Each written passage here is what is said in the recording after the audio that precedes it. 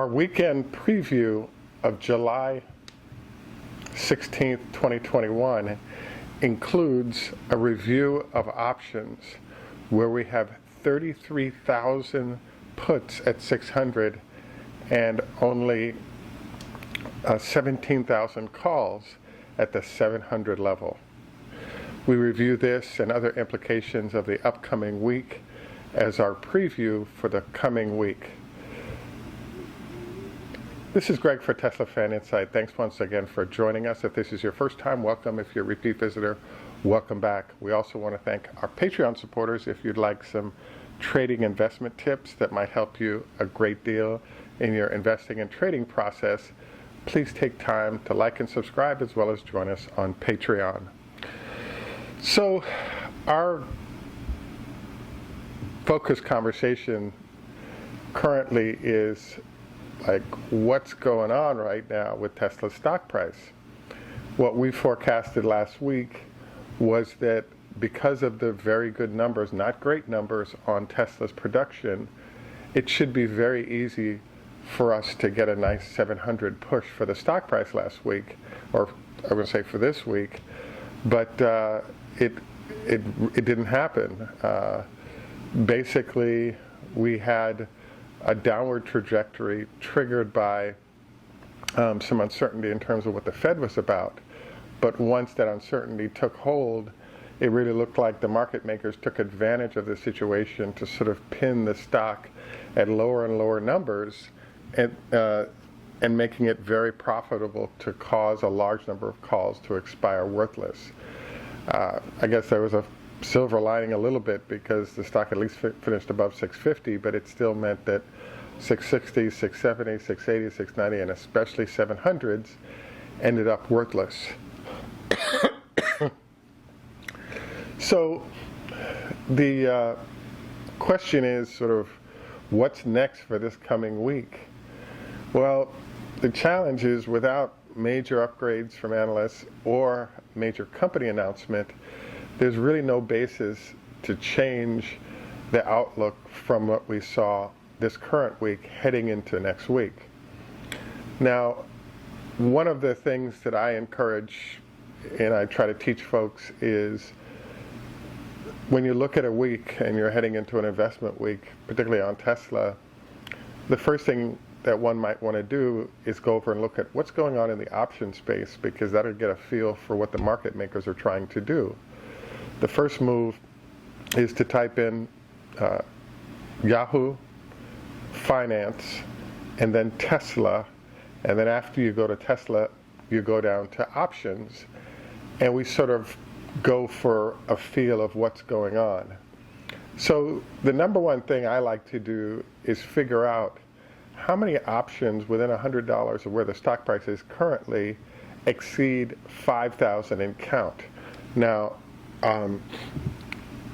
when you look at the option string, it can be easy to confuse the number of options traded against the number that exist.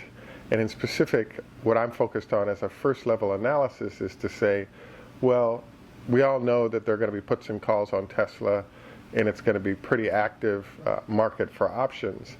The next question, though, is, now wait a second, there's too many data points there in general to sort of use to get any implications of what's going on. So the next level of detail is, well, how many of the options, be it puts or calls, exceed 5,000 units in terms of open interest? Now that trims the number of data points that we have to deal with to try to figure out what to expect. After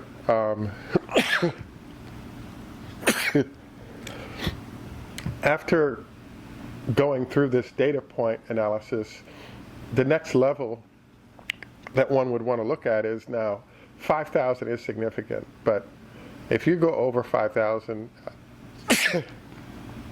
and you're in the 10,000 plus department, what are we seeing there? And now, if you know 5,000 is significant, once we go 10,000 puts or calls, what are those numbers? Why are those numbers? How far away are they from being in the money? What's the chance of the stock reaching that number this week, those are the type of zones where it's really behooves one to sort of carefully think through. Now, wait a second. For example, 33,000 puts at 600 for this coming week is huge. What we're talking about is the stock's currently at 650. Earnings are going to be solid. People like Apple and all these other companies are doing well in terms of getting respect for the marketplace. And so the question mark that comes up is, why would so many people be buying 600 puts on Tesla? Especially 600 this week, because earnings don't arrive until the following week. There is a discussion of full self-driving hitting, and that might influence the stock price significantly as people see it, and whether or not it has a powerful impact. I would say because, remember, when we were talking about the battery stuff previously, yes, there was a change to the battery that Tesla, Elon are planning, but the problem that affected it being significant was that there's no revenue attached to it yet. Full self-driving does have some revenue attached to it because people are paying for it even though they have not had access to it. But I think that's one of the influencers of the number of puts and calls that are out there this week for Tesla. The other thing that's starting to happen, and I think is significant, is the reason puts and calls were created was to allow large portfolio managers to insure their portfolios against uncertainty. So I would argue, yes, there's speculation going on, but I would say that there's also the phenomenon of very large institutions not sure what Tesla's going to do, saying, hey, let's find a cheap way to protect ourselves if things go badly. Now, what I was thinking about is there's this phenomenon, so we've introduced the idea of sharks. So you can have something that sharks are feeding on, and they're attacking that entity. Well, if one of the sharks gets nicked and starts bleeding, it's possible all the entities focused on the fish that they were eating might say, well, blood is blood, meat is meat. Why don't we attack the other shark because he's wounded currently? And so what can happen is, and what I think makes the analysis for this week challenging, is that yes, there are sharks out there, but there's also the phenomenon of them feeding on a fish and then possibly feeding on each other, and it creates this sort of chaos of where can you emphasize attention in order to understand what's going on. And so I believe you kind of end up stepping back and saying, hey, let's take on 2 or 3 of the analytical points by themselves, and then once they start swimming with each other, you at least have something that's going on. Hence my suggestion that what we're facing is institutions starting to hedge their portfolios, not necessarily trying to make money on the options, but literally trying to do some hedging. And large numbers of shares being hedged means a large numbers of options as an open interest. So so in general, what I would say is that we're still in a situation where they're probably within a 100-point band of where the stock is currently.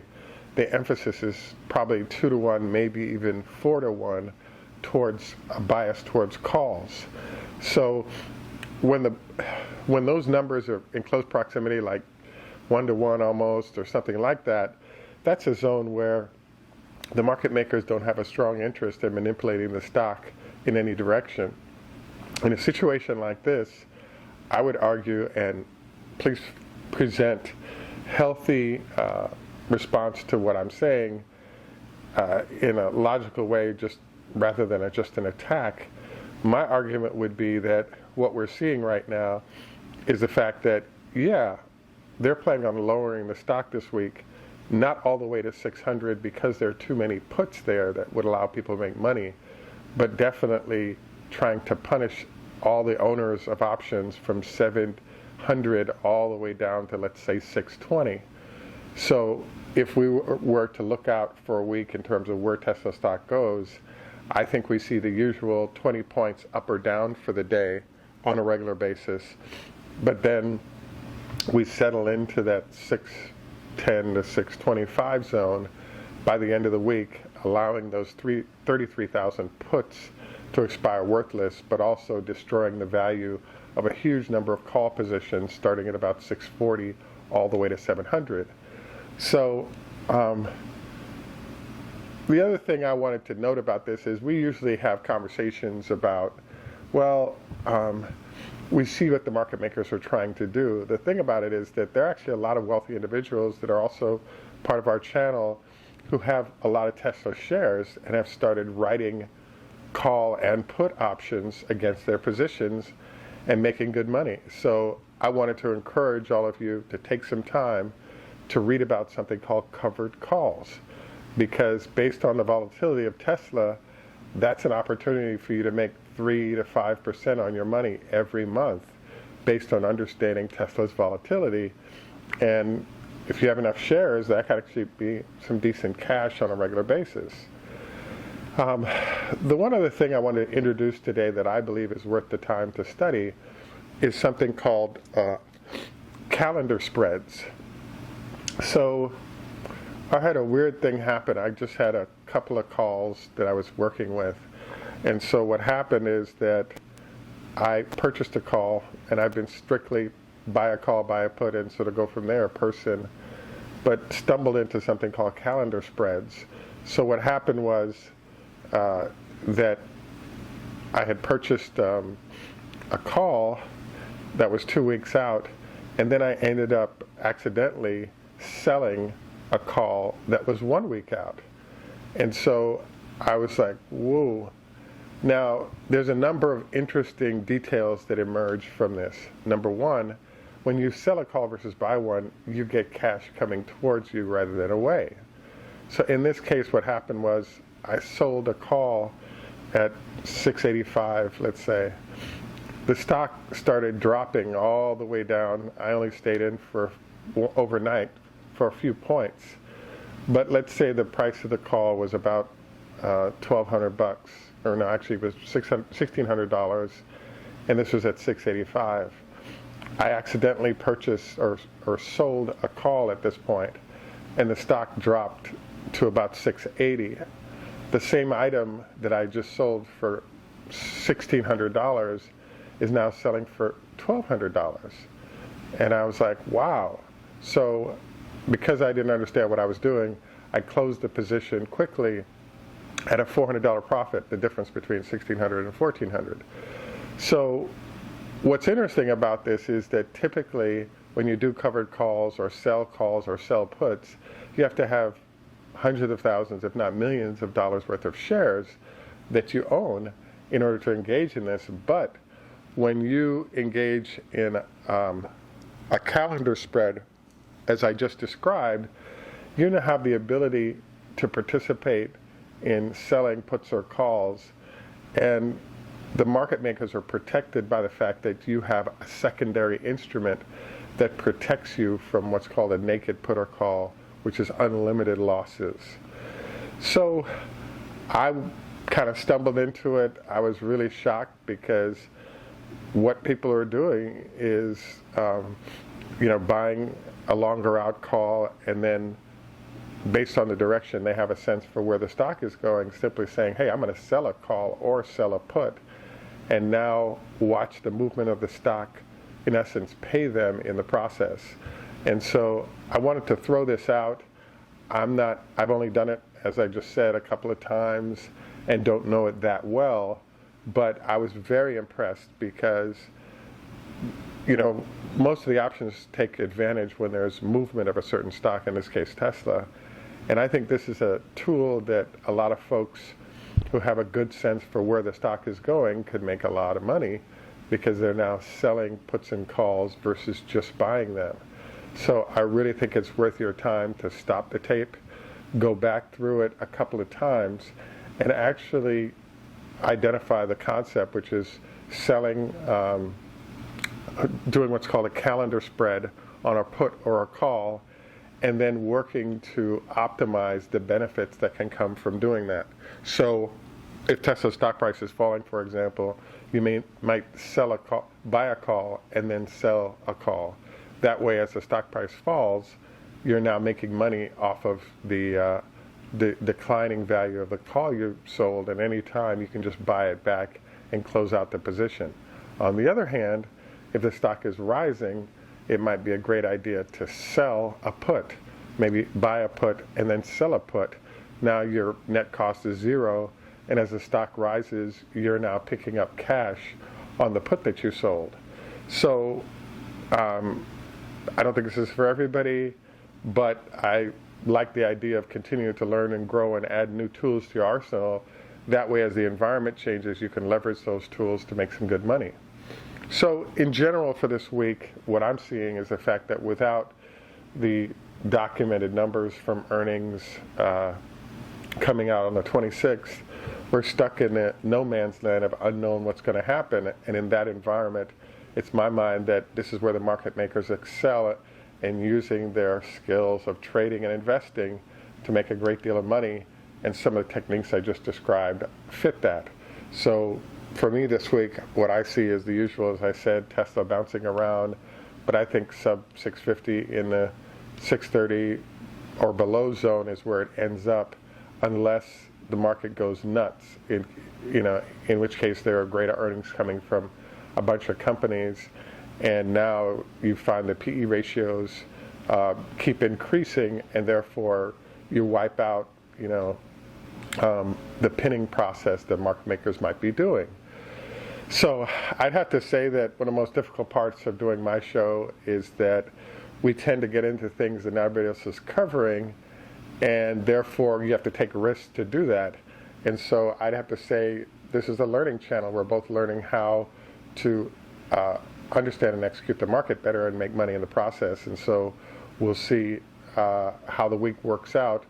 But I'd have to say that's my analysis on it, unless, again, we have a severe updraft in the market that supports more activity occurring in this regard.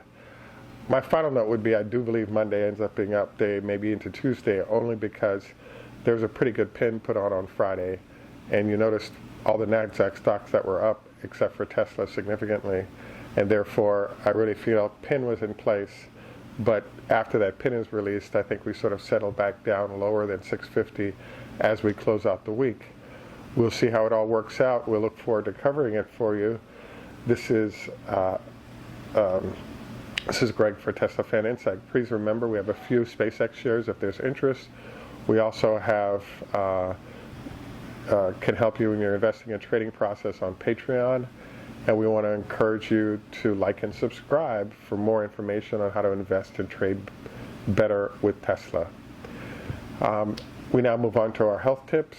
Just a reminder, if you're going to do lovemaking, don't forget no more than a small salad to enable you to minimize the blood flow to your stomach so it's available for other extremities. Also wanted to encourage you to, I'm doing something right now called core training, and it involves sort of laying in your bed and, in essence, doing leg lifts. Put your hands above your head and then laying flat. Just simply raise your hands and your legs at the same time with them both meeting in the air, and just doing 10 of those is one of the exercises I've been doing, and it's working awesome in terms of increasing flexibility, reducing back pain, etc. I've been very impressed. So the whole concept is core training, and it involves a number of different, as many as you want, exercises. But I wanted to highlight it as part of our health tip for this week. We also have a number of other health tips that are listed below, and we'd encourage you to consider them, because I think you'll find that you feel a lot better afterwards. At any rate, or afterwards doing it multiple days, multiple weeks. At any rate, this is Greg for Teslafaninsight. Thanks once again for joining us. Tschüss German, au revoir French, Lahit Road Hebrew, Hoda Hafez Farsi Zdravstvuyte, Russian Ni Hao Ma, Chinese, and in Jamaica we say enough respect, walk good man. Thanks for joining us. Have a great day, and bye for now.